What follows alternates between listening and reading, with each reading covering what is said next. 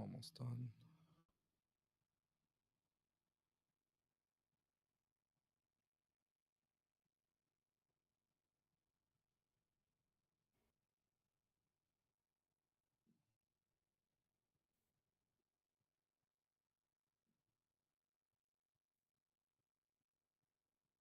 What a shit thumbnail I just made. But it's okay. What a shit thumbnail I just made. But it's okay. Shit.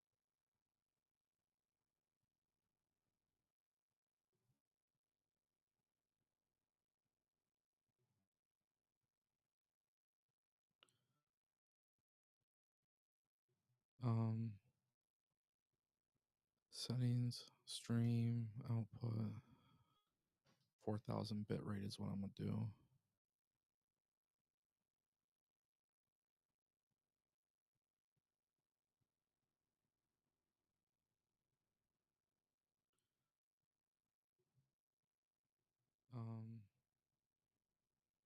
Settings, stream, output, 4000 bit rate is what I'm gonna do. Okay, you ready?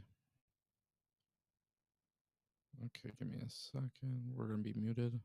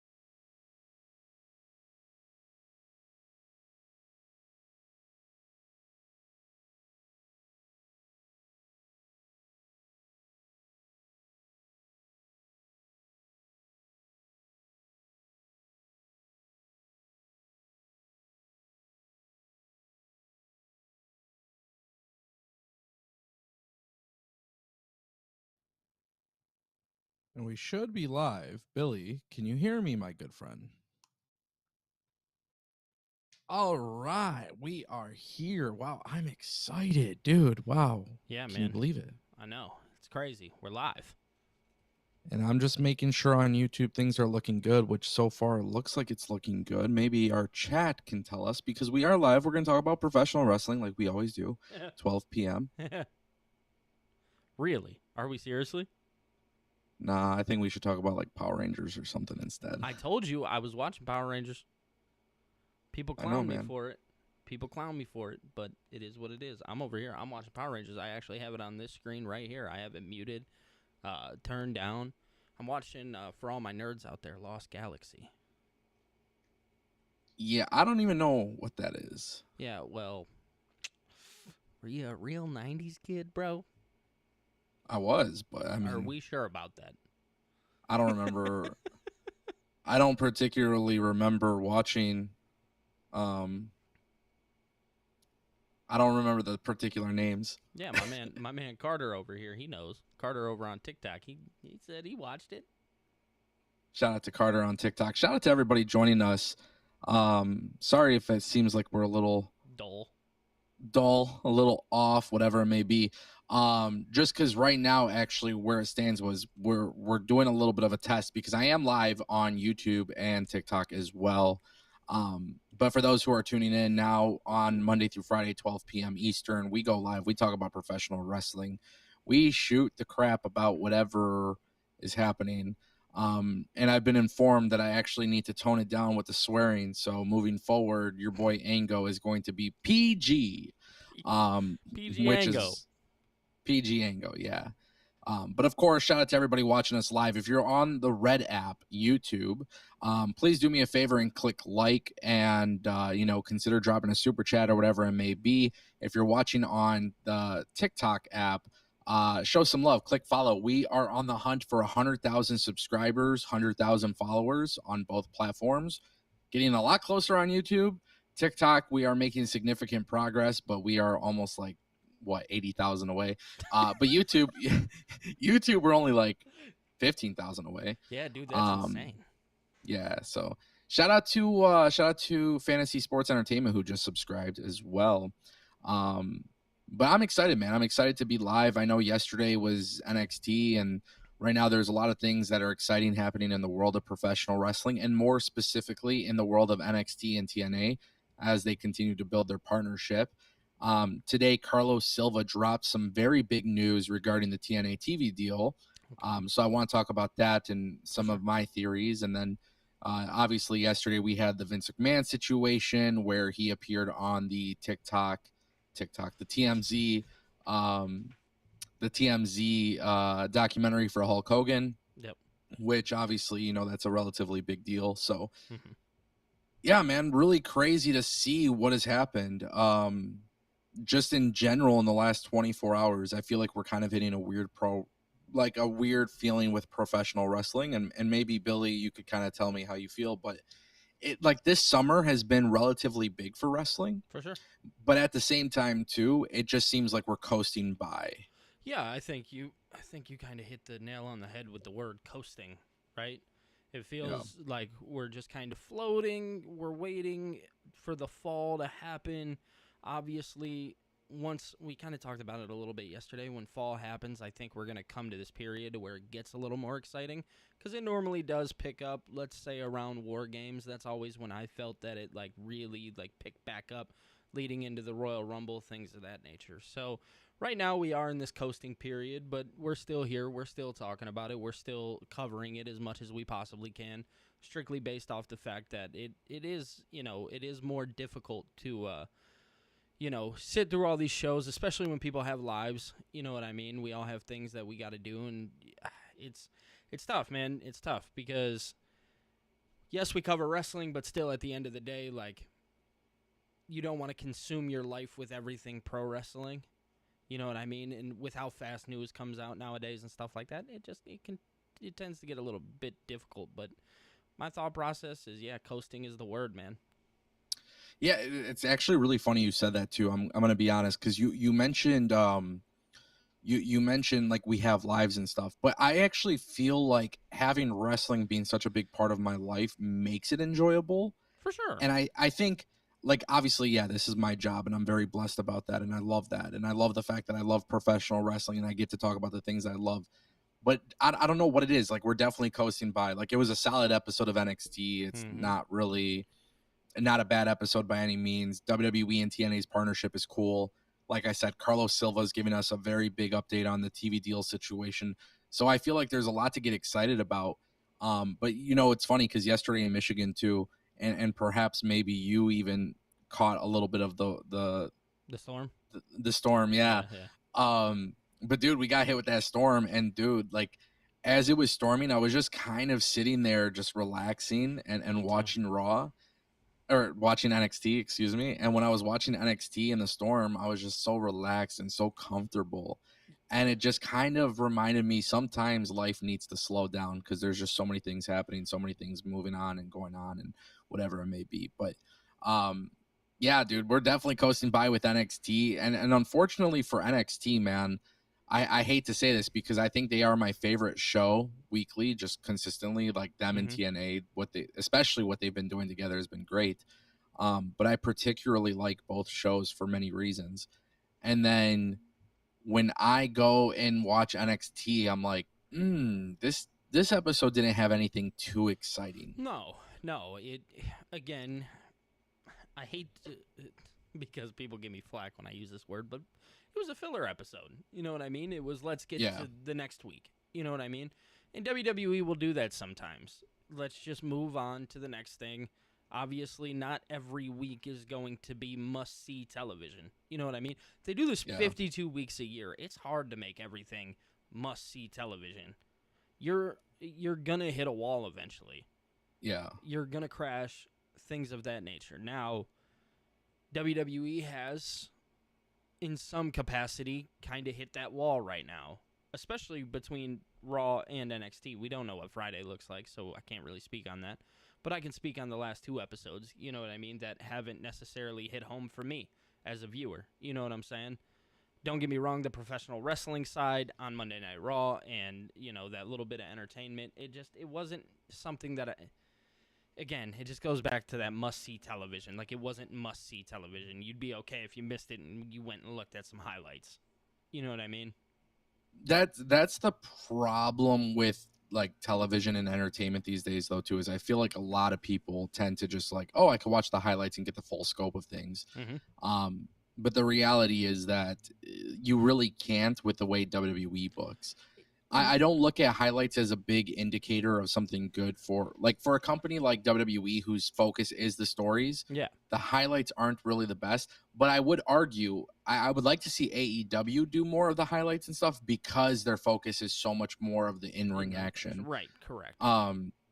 So I would definitely make that argument for sure, but it's definitely interesting seeing like where we're at right now in the grand scheme of things, because like I said, I'm just ready for like summer to end, which is so crazy. It's weird. Yeah, and then of course, like with the wrestling news business, right, like there is always something to talk about with professional wrestling news, but it doesn't feel exciting. Exactly. So like there's always news, but it doesn't mean there's a lot of exciting stuff. And then of course we had the other day where it's like, okay, Karrion Kross is gone from WWE. Is this a work? Yeah, that's relatively exciting, but then the problem with that becomes like it kind of becomes this thing of like all right, what else? And then it's just such a weird dynamic with professional wrestling in general. And I do think maybe that's the mistake we make, especially because we're content creators as well, as like you watch an episode and you're hoping for something very massive to happen. Correct. And then it doesn't necessarily happen, which is kind of odd. Yeah, right? Of course, because we're definitely, you and I in particular, and numerous other creators out there, we're always in the look for something big to happen because it gives us something to talk about. It allows us to create content. It allows us to do those things. So for maybe somebody, we're sitting here having this conversation and we're like, oh yeah, we're in this dry period. Like we're just kind of coasting. For a regular viewer, they might not think that. You know what I mean? Maybe last night was super exciting to them. You know what I mean? Yeah. It's just where we stand right now. Yeah. No, I definitely agree with that. And I want to shout out Mateo on TikTok. He actually wrote a really good comment in the chat. He says, we need a good story in the NXT Men's Championship. And I actually agree with this. This has become one of my really problematic things about NXT currently as it stands. Like NXT, remember months ago when we were talking about the women's division? Yeah, we've had this conversation before, and it's honestly kind of tired getting repetitive because I really do enjoy NXT. But with Trick Williams holding the TNA World Championship, and then, you have Moose and Trick Williams and Javon Evans and everybody involved on NXT. Like, it's cool, and I'm excited about that. But what's the main story for the men's world championship? Like, where are we really headed with Obafemi? And I feel like that's actually getting lost in the sauce because of Trick Williams being the one to hold the TNA world title. And when I saw Mateo put this on the TikTok chat, I was very, very, very disappointed in the sense that, like, it's true. Like, we're having this issue yet again where the men's world championship scene, because of Obafemi, is essentially just unbeatable. WWE is handicapped in this particular situation. And I hate it so much, bro. It's literally becoming where it's like, I love this Jordan Grace, Blake Monroe feud. I love what they're doing with JC Jane. And JC Jane's holding both belts, but she's feuding with Masha Slamovich, and now we know Ash by Elegance as well, and the Elegance family. Like, there's a lot of stuff there that is nice to watch and see in the women's division, and you see it with the Fatal Influence or whatever. But then when it comes to Obafemi holding the world championship, bro, like, he's unbeatable at this point. It's not becoming enjoyable to watch at all. Yeah, I feel like they missed the ball with Obafemi, and I'm not saying that they've missed with Obafemi the character and stuff like that. That's not true. He's going to shine as soon as he goes up to the main roster. But you kind of said it. They handicapped themselves to Obafemi on NXT because right now there is nothing else for them to gravitate onto. Do you know what I'm saying? Like, it's hard for them to create something because, again, if you go back to a live stream that we did back in like February, we talked about this. Who's going to beat this guy? Okay, well, now we know. Literally nobody. There is literally nobody that logically can dethrone Obafemi from the championship. So they need to... Shawn Michaels in particular needs to go out. He needs to come up with something. He obviously has like some great stars, right? Yeah. And maybe they're trying to do it with Javon Evans, but the problem with it is that we've done the Javon Evans thing before. So you kind of handicap that situation too. Because the hype that Javon had before, then you could have done it. I don't know if Javon Evans has that same exact hype that he did, 4 or 5 months ago, however long ago it was. You know what I'm saying? So it's hard for WWE right now because they've literally like gridlocked Obafemi. Do you think, in a way, maybe WWE has kind of handicapped themselves because of this initiative to help TNA so much? Ooh, that's a good question, bro. That's a really good question. I don't think WWE. I think NXT in particular.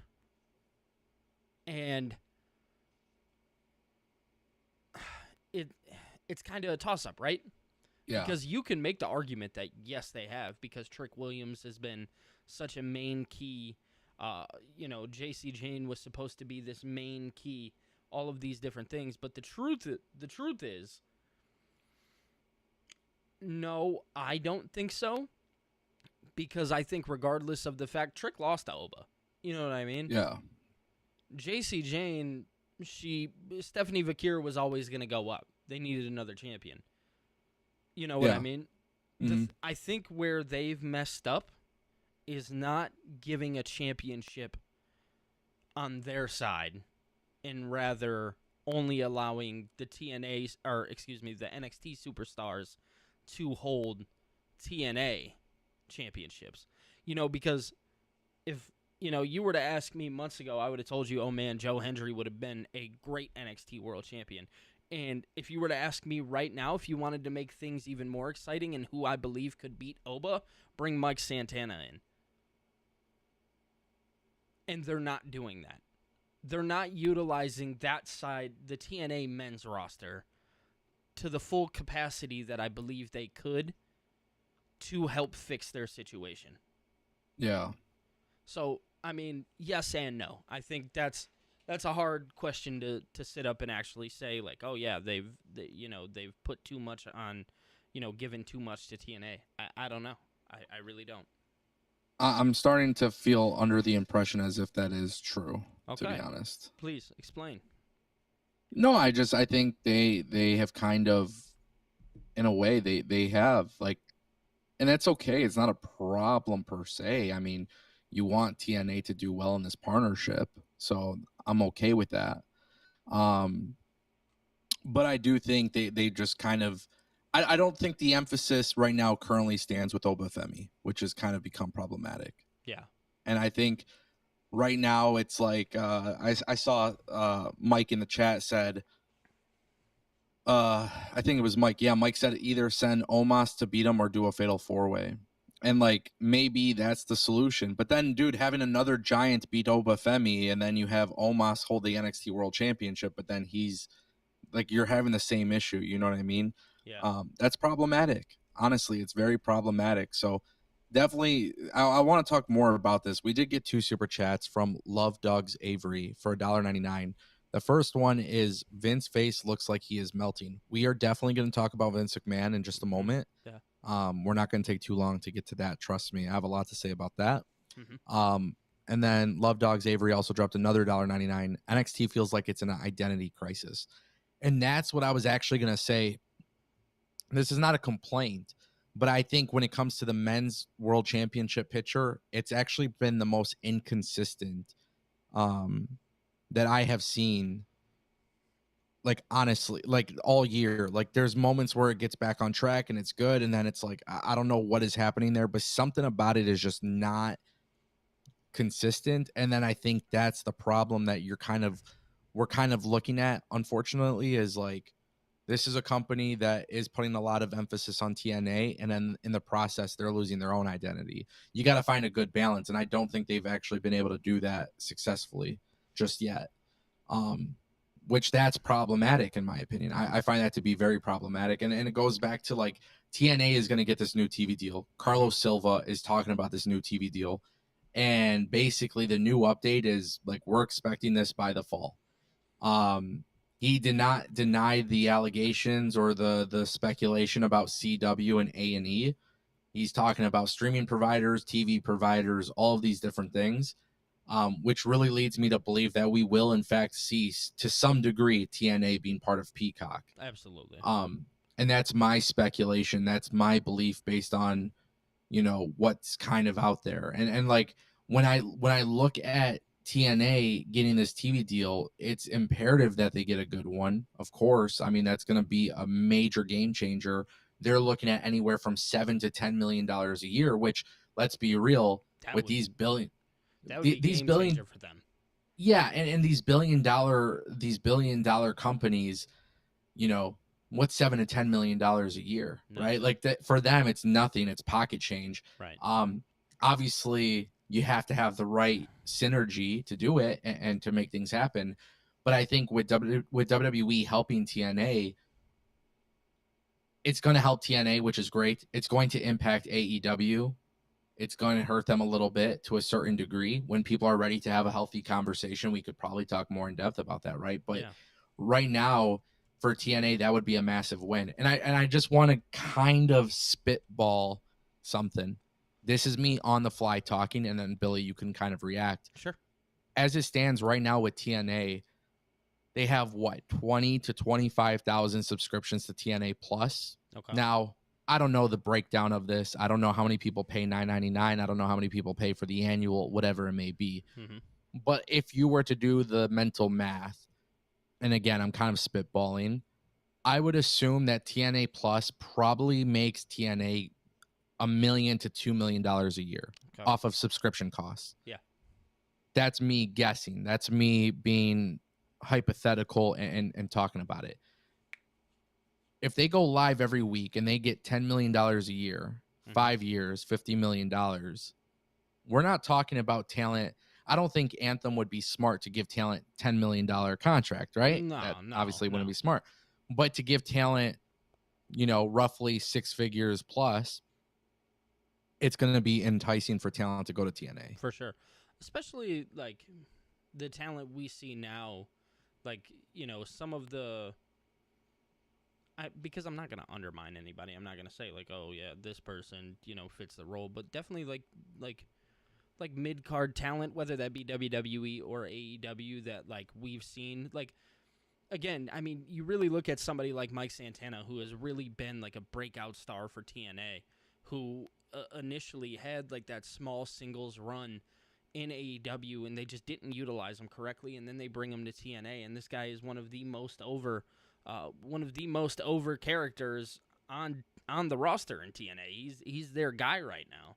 So when you talk about the 6-figure deals, the 6 digits, I could see that being enticing, for maybe people that we remember who are like, man, like, why didn't they get utilized? Why weren't they used in this role? For them to come over there. And I think what you're going to see is TNA really create their own identity with that. And now they're just going to have more money to play with to bring people in to create that identity. Yeah. We talk about Mike Santana being the guy right now. A year from now, they'll have another guy. You know what I'm saying? Who is maybe on a bigger scale than Mike Santana. Like, there's a lot to it.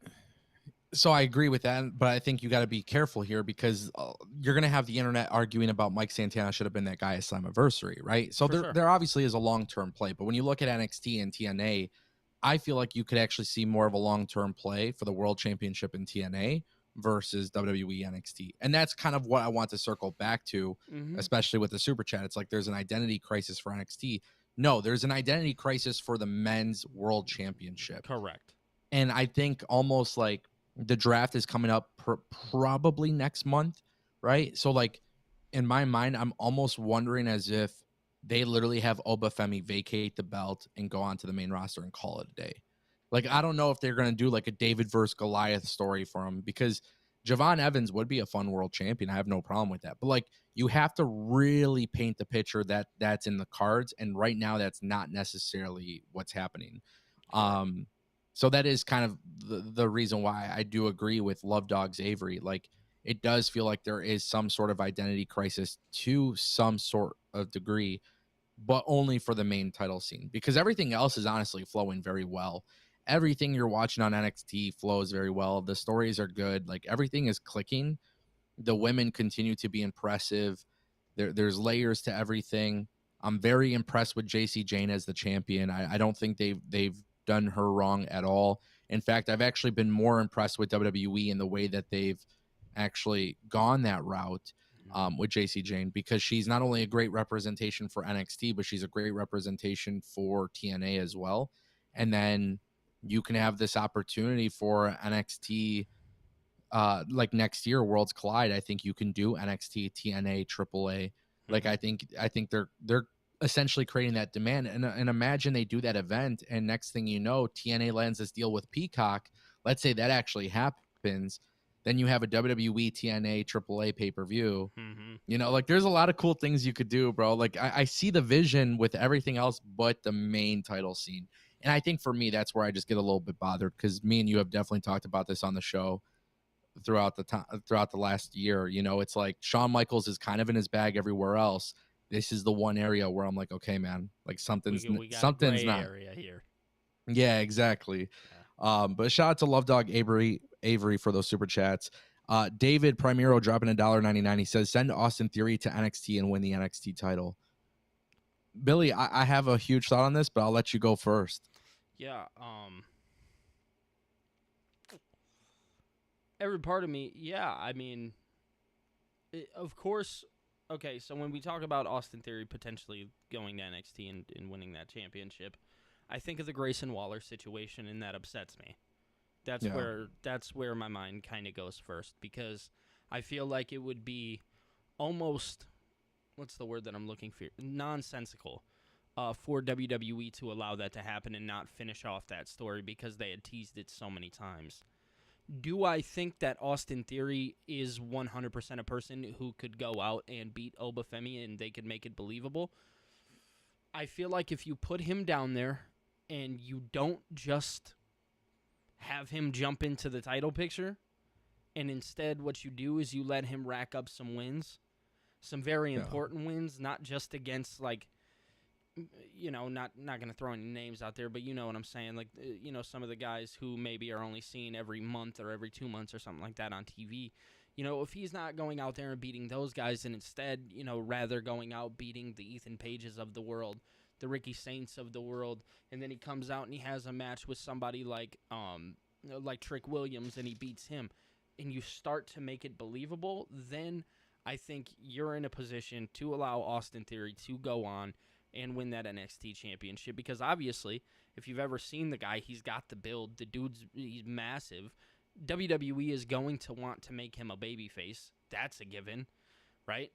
So if you want to do that, this is a good place.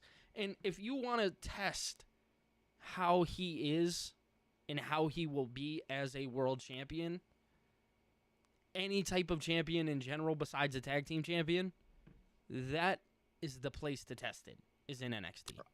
I agree 1,000,000%. I think you said that very well. I think Austin Theory going to NXT, it's such a strange thing, because I do feel like as of right now, he's ready, like physically ready to be in a top spot in the WWE as a top babyface. He is. The WWE isn't. So what I mean by that is WWE is they got too much stuff going on. They got the Jey Uso stuff. They have LA Knight potentially to work on, and then of course you got on SmackDown Aleister Black, and just there's so many talents right now who I think WWE prioritizes more than Austin Theory.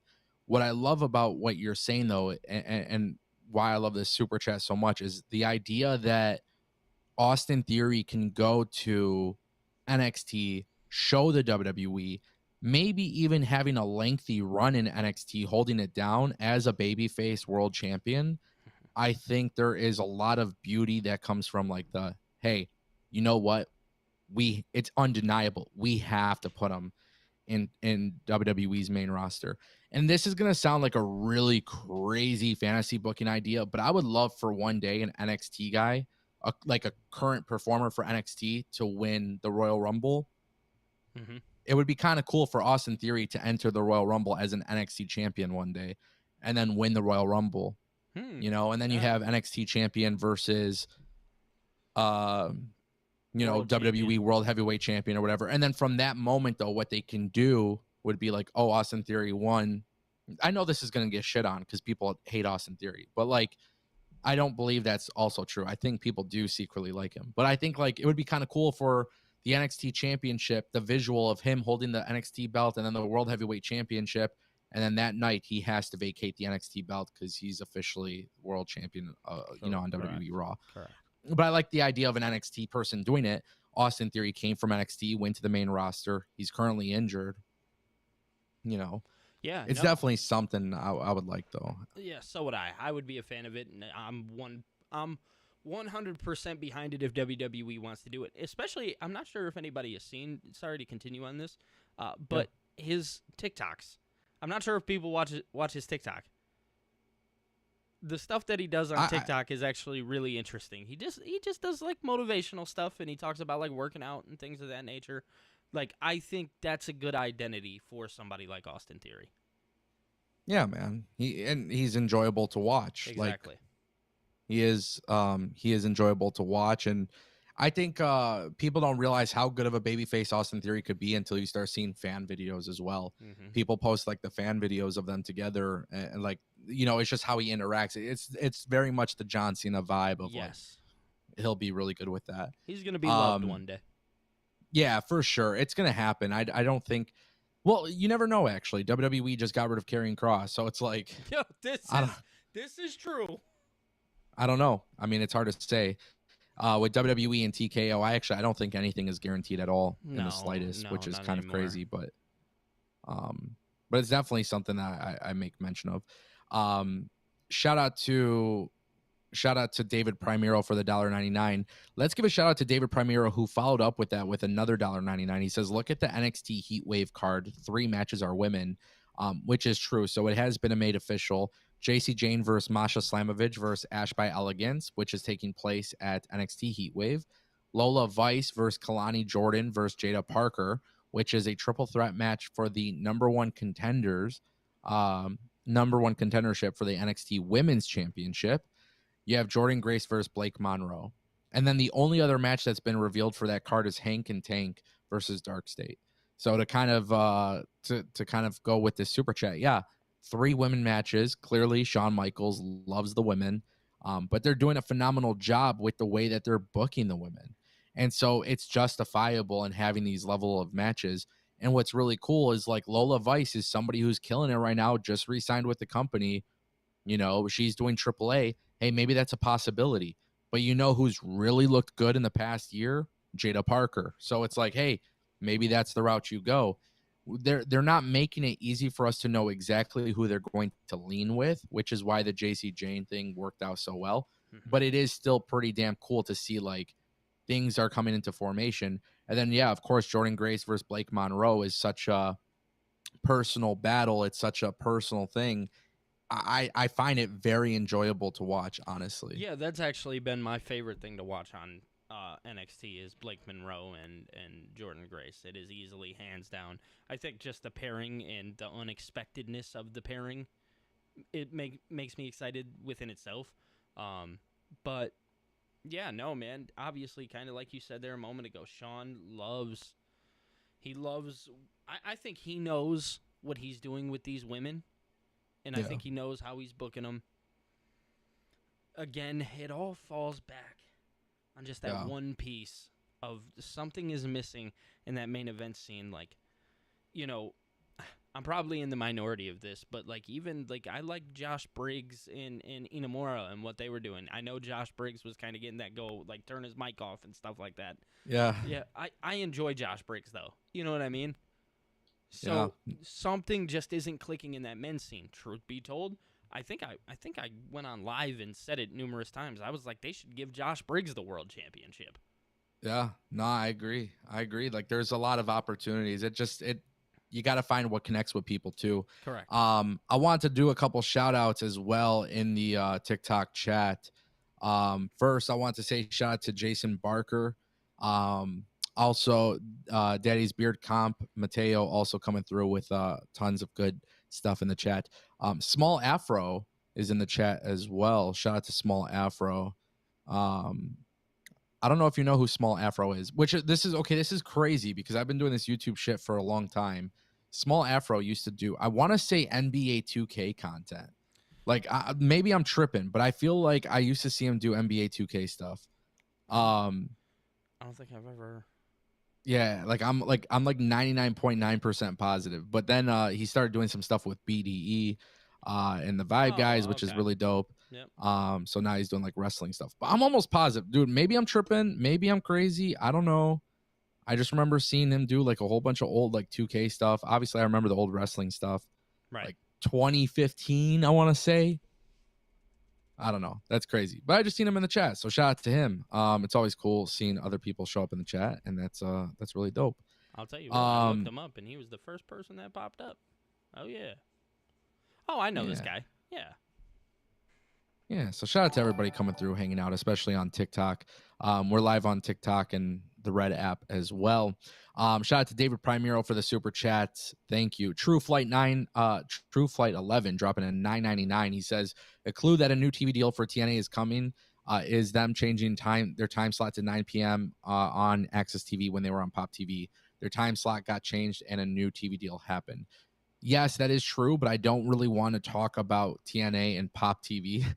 When Impact was on Pop TV, it actually wasn't that bad, but Pop TV was a terrible channel. Pop TV sucked, bro, but yes, I remember too. Yeah, dude, it's crazy because like a lot of people don't realize like TNA at that time, they had, even when they were on Destination America or like Pursuit Channel, they were not a bad product, bro. I watched it. I'm telling you, like it wasn't a bad product. What ended up happening was, unfortunately, the company was all over the place. Yeah, bro. So I think bouncing from owner to owner to owner, there was no identity really then for them. They had great superstars. They had great matches, things of that nature. Yeah, just no background identity. Yeah, man. So that's the thing, right? Like no background. It was just complicated times, honestly. For sure. In TNA history, Impact history, it was. For sure. And that's kind of how it was, unfortunately. But yeah, dude, it was sick. Like there was a time period where they did kind of do the time change, and then once the new TV deal happened, people were already acclimated to the time slot. Yeah. I don't think TNA has to do that. I think whatever TNA ends up doing, people will automatically follow. Thankfully, TNA is just in a much better position these days where like you ain't got to worry about that. Yeah, kind of I remember shit. when we covered Hard to Kill when they were making this change, and yeah, really just got to witness it firsthand. And I've kind of been keeping up here and there ever since. So yeah, it's been a lot of fun to watch. Real fast, I hate to cut everything, but I just want to say a big shout out to Sharon Dye. She dropped a $1.99 super chat over on my channel. Sharon never leaves a comment. She's just very naturally kind. So just got to give a big shout out to Sharon. Shout out to Sharon. Shout out to everybody showing love, for real. Man. Shout out to True Flight 11, by the way, for the $9.99. Thank you. Our good friend Phil actually dropped a super chat as well. Phil dropped a $4.99. He says, it might have been a hot take, but Billy knows this. I would have put the rocket on Jasper Troy for the NXT title, but they had him be defeated by Obafemi. Yeah, they messed up with him. This is tough for me. This is a tough one. I like Jasper Troy. But are we getting to the point where now we're starting to become unbeatable? Like, in the sense that, okay, they put Jasper Troy in this huge, strong push. Are they going to get to the point where he's like another Obafemi? Like, that's why I kind of like the idea I kind of like the idea of Javon Evans, you know? Yeah, I mean, don't get me wrong. I've always liked because it's simple, right? The underdog story, no matter what way you twist it, bop it, turn it, whatever, is always that story is always going to work in some capacity. It's always going to. So whether it be Sami Zayn, whether it be Javon Evans, whether it be Cody Rhodes, whether it be Hangman Page, no matter what, if you can just get behind the character a little bit, the underdog story will always work. Fans will be captured by it. But they absolutely need to. It's like imperative that they like actually build them up as that underdog, you know? For sure. And the problem with it is that I think like somebody like I'll just speak for myself here and say like at some point you start to see through the cracks of the underdog story, and I think that's what's happening with somebody like, I know this is kind of far off, but for me with somebody like Sami Zayn, to where it's like, yeah, the underdog story works, right? Yeah. But is it what I want to see right at this very moment, because I just seen it not that long ago with Jey Uso? That's very fair. You know what I'm saying? No, that's very fair. Yeah, I mean, it's we'll have to see, right? Yeah, for sure. I think the Jasper Troy thing though is Jasper's I think good. Jasper Troy, it's a hot take only for the simple fact that I think he's just going to be like another Obafemi, just another unbeatable guy. Yeah, and that problem is a whole nother problem. It's like, okay, does every champion that comes through NXT need to be this unbeatable character? Like, have we buried the idea and thought of Jasper Troy strictly because he lost 2 times? And he lost to some, compelling opponents. You know what I mean? Yeah. Like, I don't know. I don't necessarily know. WWE has never been based off wins and losses. It's based off momentum. Yeah, of course. It's how they dictate the story. Right. Yeah. So if they could just get Jasper back on his feet, don't count him out as a world champion. That guy, he'll have it eventually. You know what I mean? The problem with it is right now we're kind of stuck in this Obafemi vortex. That's the issue. My hot take is they only pushed Jasper Troy not because they believed in him, but because they wanted WWE LFG to be promoted. That's my little hot take. Like, I genuinely believe that. I think they definitely wanted him to be... Yeah, because they definitely waited on Tasha May Steele. Yeah.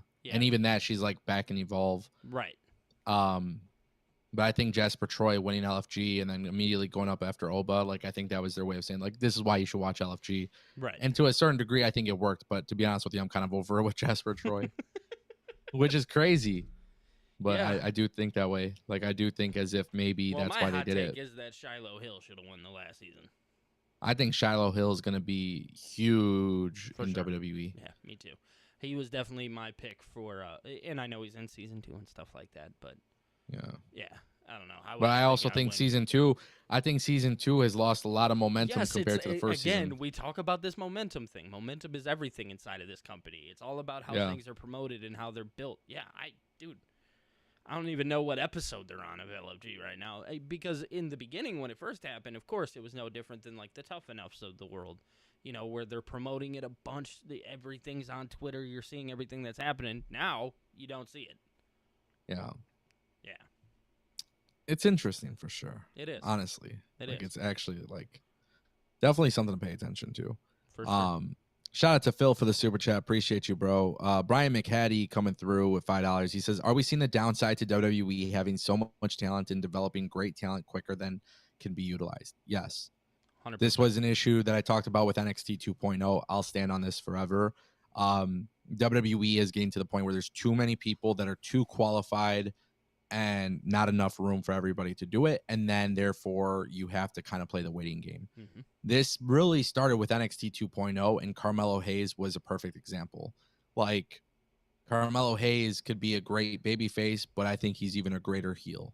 I see a lot of heel Shawn Michaels in Carmelo Hayes. Right now, WWE cannot push Carmelo Hayes to the full extent that he deserves because there's just too many great heels and too many bigger stories. 10 years from now, when the Romans and the Seth Rollins and all those big names are gone, that's where Carmelo Hayes will probably, if he's still in the company, you know, like that's when they'll have their time. And it's weird. We're seeing this happen 10 years from now.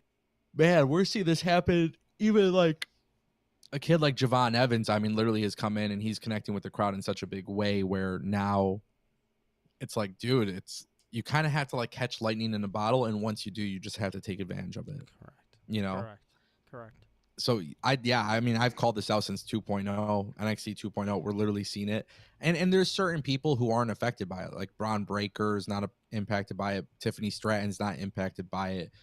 But like Tony D'Angelo is definitely impacted by it. Correct. Like he's going to go onto the main roster and he might do some cool stuff on TV. But the truth is, he ain't going to be killing it for a world title, you know? No. Because they don't have all that room. They don't have a billion world titles up there. And you can't. They got 2. You know? Yeah. But it's not even that. It's just they don't even have enough TV time for. No, correct. They have a lot of TV time, and they don't even have enough TV time. So that's where I think NXT should really become the third brand, and Evolve should really be just the developmental. Be the developmental. Yeah, that's fair. But then it's tough because then you still have the call-up system, and then as long as you have the call-up system, then you're screwed. You know what I mean? Right, like exactly, because people are gonna keep on flowing through. You would have to imagine would WWE make a major change. Yeah, I feel like. I wonder when they'd make that change if they did in the first place, because they've always said like, "Oh yeah, NXT is our third brand." It's like because we still have the call-up system there. It's still hard to say, right? No, as long as there's a call-up system, it is the G League for WWE. Correct. Or whatever they call it, G League, D League, whatever. NBA. Yeah. You know what I'm talking about. It's the minor leagues. It's like the AAA to MLB thing. Like, it's not really perceived as that level from fans because we get quality stuff from NXT. But as long as there's a call-up system, for as long as we get that, for sure, that's going to be the thing. Yeah, real fast, I just want to give a big shout-out to my boy Darth Bane. He's been a member of my channel for 3 months now. That's crazy. That is insane. Shout out to Darth Bane. Shout out my boy Let me Darth see. Bane. Let's. Hey, there we go. Shout out to Darth Bane. I forgot I can use this, Billy. Yeah, bro, yeah. Yeah, I wonder if people have noticed. I wonder if people have. No, we don't even got to talk about it. Let's see if they do. Yeah, if they notice, if they know, they know. Yeah, I wonder. If they know, they know. Can you guys notice what's different? In like the last month, not even? Yeah, and I was about to say maybe. Here's a little trivia for you guys. Have some fun with it. Right. Yeah, shout out to Darth Bane. Shout out to Phil for those super chats. David Primero came through again with another $1.99. He says, Vanity Project from Evolve has more charisma than LFG. I love the Vanity Project. That's just me. Vanity Project to me is still very green, though. For sure, they're very green, but I very much enjoy them. But you could tell from like the Evolve / WWE ID program, like those guys are. They're gonna shine. Those guys, yeah, they'll have their time. But again, like they might get featured more on NXT more and more and more, and then next thing you know, it's like, hey, you get called up to NXT, but then maybe it really takes off, and then it's like, hey, you gotta go to the main roster. I don't know. You gotta be careful with it, bro. You gotta be. For sure. You gotta move with these call-ups carefully. It's tough, yeah. Yeah. I know we had another big topic that we wanted to talk about. Yeah, we'll get to that in a second. Come on. Chill out, Billy, TKO. Come on. We got a show to run. Come on. But yeah, shout out to David Primero for those super chats. Big shout out. Anybody else want to drop a super chat on our channels, go ahead and do that. That guarantees your questions, comments get read. Also, shout out to everybody watching on TikTok. Over 2,000 likes on TikTok. Shout out to y'all. Shout out to DJ the Juggalo. Shout out to Raised. Shout out to Mateo. Shout out to Zach. Shout out to Brian. Shout out to everybody. Also on YouTube, we got to, of course, shout out Phil, Mike, RM, Trevon, Brian McHattie. I mean, everybody's coming through. This is fun. I love live streaming. You know what else I love, Billy? What's that? You know what else I love? I love when the wrestling world freaks out on Twitter because of something that TMZ did.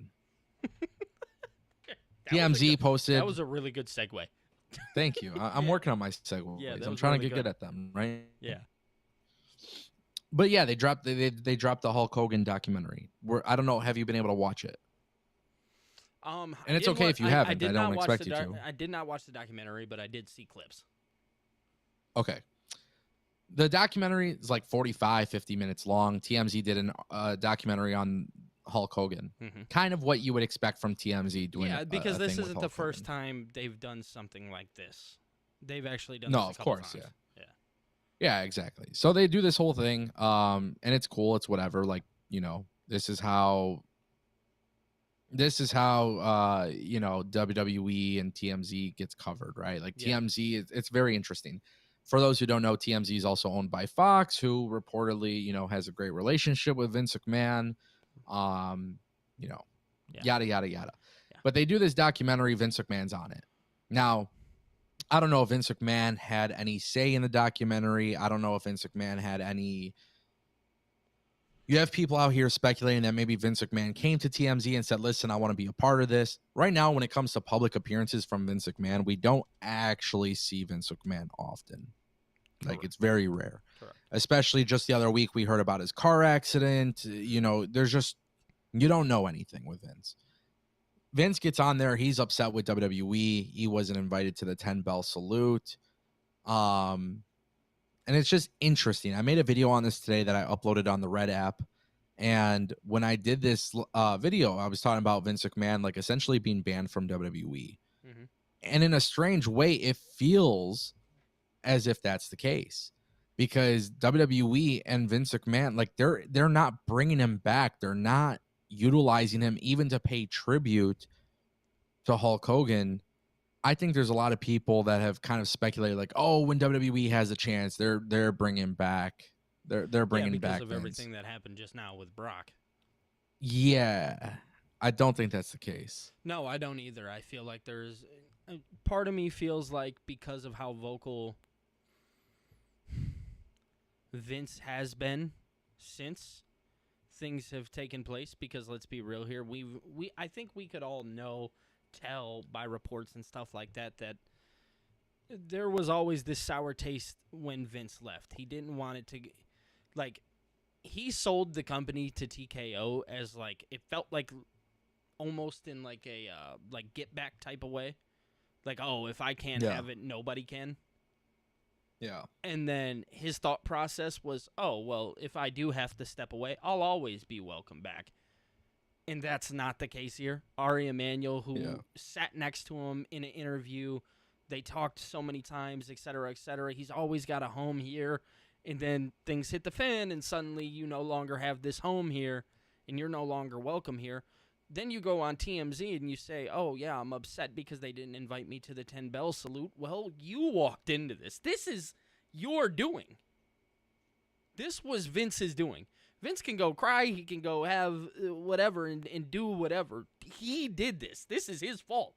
The reason why we're having these conversations today, whether it be good, whether it be bad, is all about a decision that Vince McMahon made back in 2023 when he decided to sell the company. That company no longer belongs to you. No matter how many shares, no matter how many holds you have, it does not matter. The owner of that company now is Ari Emanuel and TKO. Which is crazy because Vince still does have shares in the company. Yes, correct. I don't believe he sold them all. No, he did not.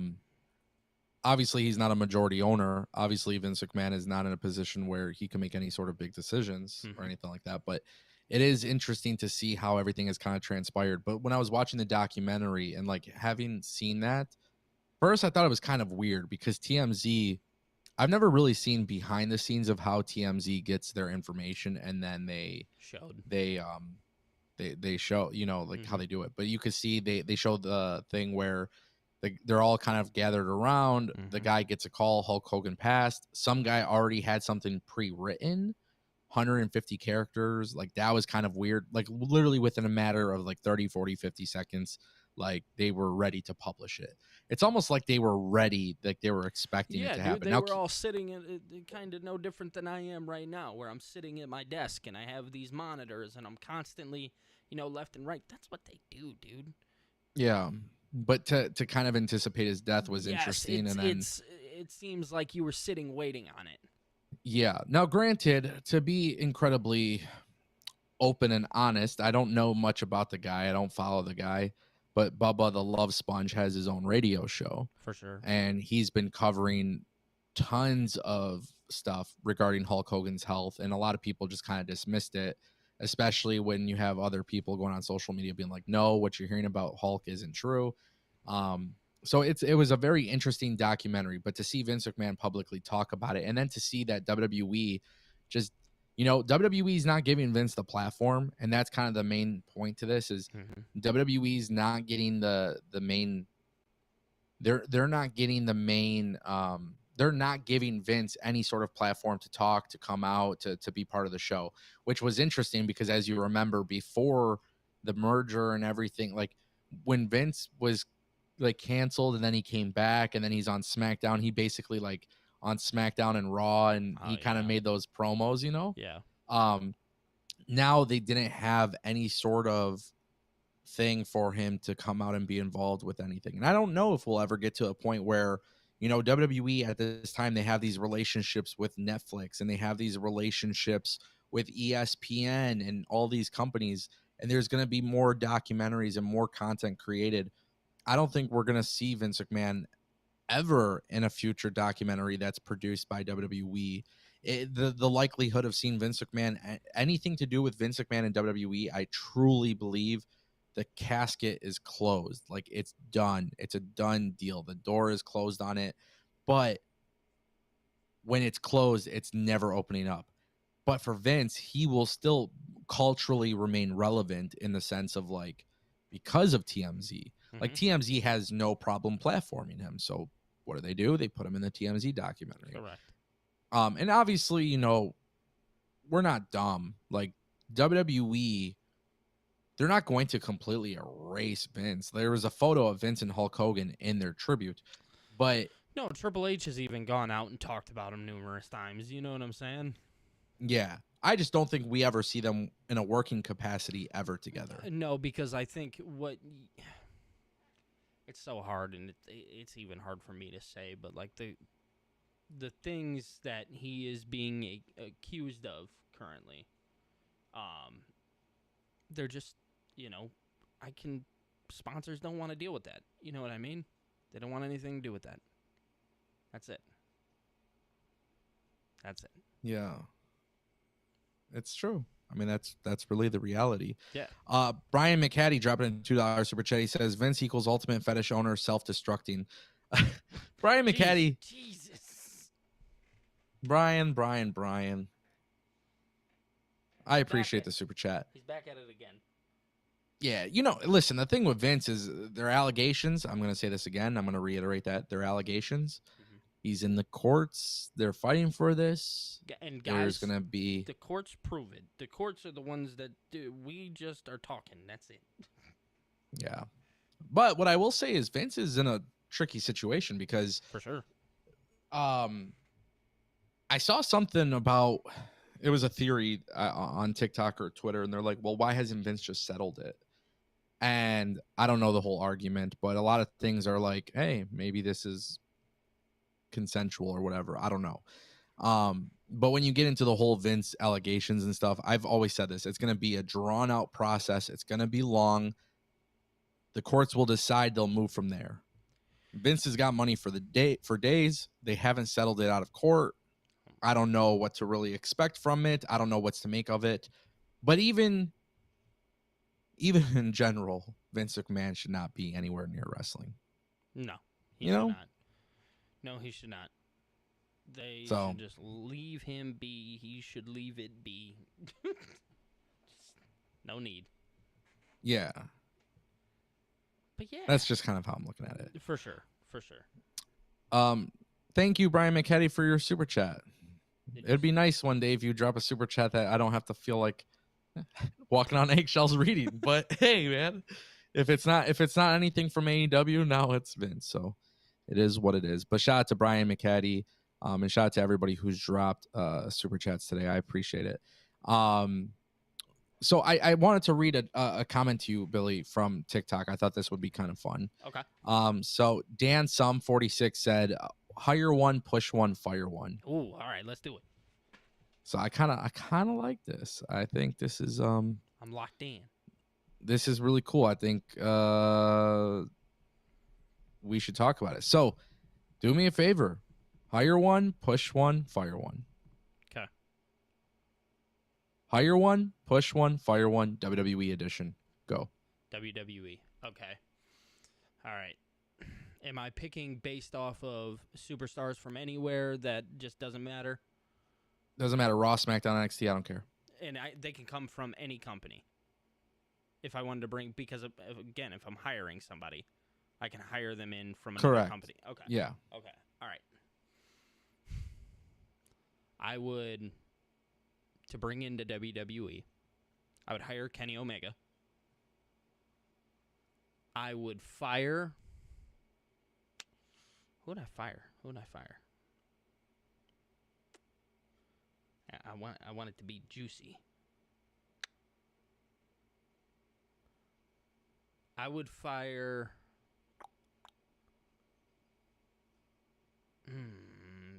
Does it have to be?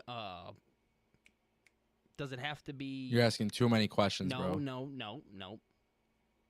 Is it full time? Full time. Brother, fire them. What are you talking about full time? Brock Lesnar. Okay. Fire Brock, and then what was the other one?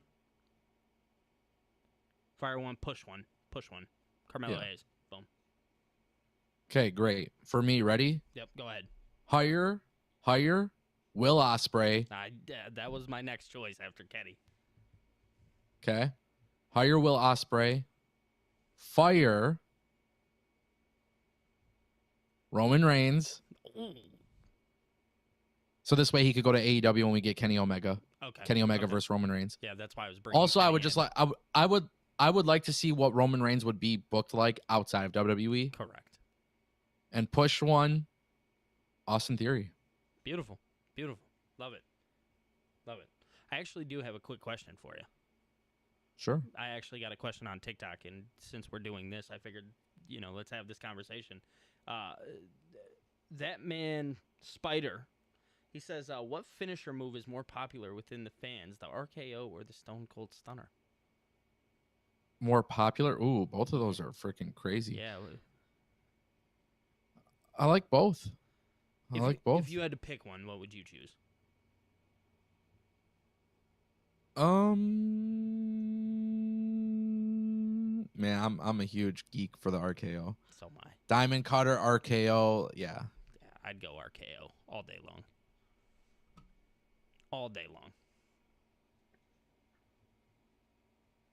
Yeah, I think that's fair. Yeah. I dig it. That's fun. That was. We should do more stuff like that. We should. I'll be quicker next time. I'm done asking questions. Yeah, I think you just gotta spitball. You take it too long. Well, dude, it's like I gotta ask the questions. Somebody's gotta do it.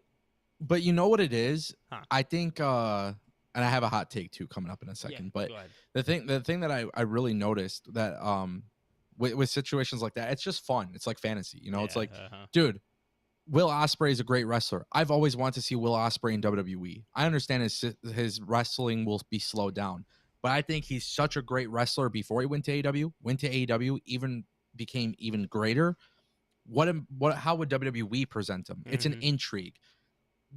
Roman Reigns leaving WWE, I would never want to see it, right? But like, I would love to see what Roman Reigns would be booked by, like how he would be booked and presented without the WWE machine, So it's like, it's just fantasy. It's fun. It's not like, oh my God, I'm gonna fucking cry if it doesn't happen. Yeah. Definitely things I consider for sure. But absolutely. Yeah, man, it's cool. Definitely cool. We should do more stuff like that, and absolutely. I'm sure we will. Yep. Shout out to everybody in the chats of TikTok and YouTube contributing to the fun because it makes it even better. It does. Avery dropped another $4.99, by the way. I heard rumors that Vince and Trips have not had a good relationship since 2019. That's an interesting take because I've never believed they had a great relationship. Yeah, I was about to say. I don't know. I think when Triple H had NXT booming and main roster wasn't, and Triple H was cool and Vince McMahon wasn't, I think that was definitely that's a big when thing. we seen it go downhill, baby. Right? Yeah, that's right. I think that's valid. It is. That's a very valid statement. Like, I think, yeah, 100%. I don't know, man. I think it's also hard, too, because Triple H and Vince McMahon, you always hear the word complicated, right? Mm-hmm. But, like, Vince McMahon, a businessman, billionaire. Everything Son-in-law about works Vince for him. McMahon is complicated. Yeah, I think he's just a complicated individual. I don't think he knows how to have personal relationships. Nope. And even when you watch the Netflix documentary and they talk about him and his father, and yeah, it's just, it makes sense. I get it. Yeah, it does. Is my point. Yeah. Shout out to Love Dogs Avery for the super chat. Man, what a day. What a fun stream. Yeah, for sure. That was fun. I'm excited. A lot of great things happening in the world of professional wrestling. For sure. A lot of great things happening here on the Angle Show Live. With that being said, I think this is the perfect way to end it. I don't think it gets better than that, man. Nope. I agree. Shout out to everybody. I'm hoping the stream worked for everybody on TikTok and YouTube. I so too. I hope we're testing a little bit of a different software. I feel like I say that every couple streams.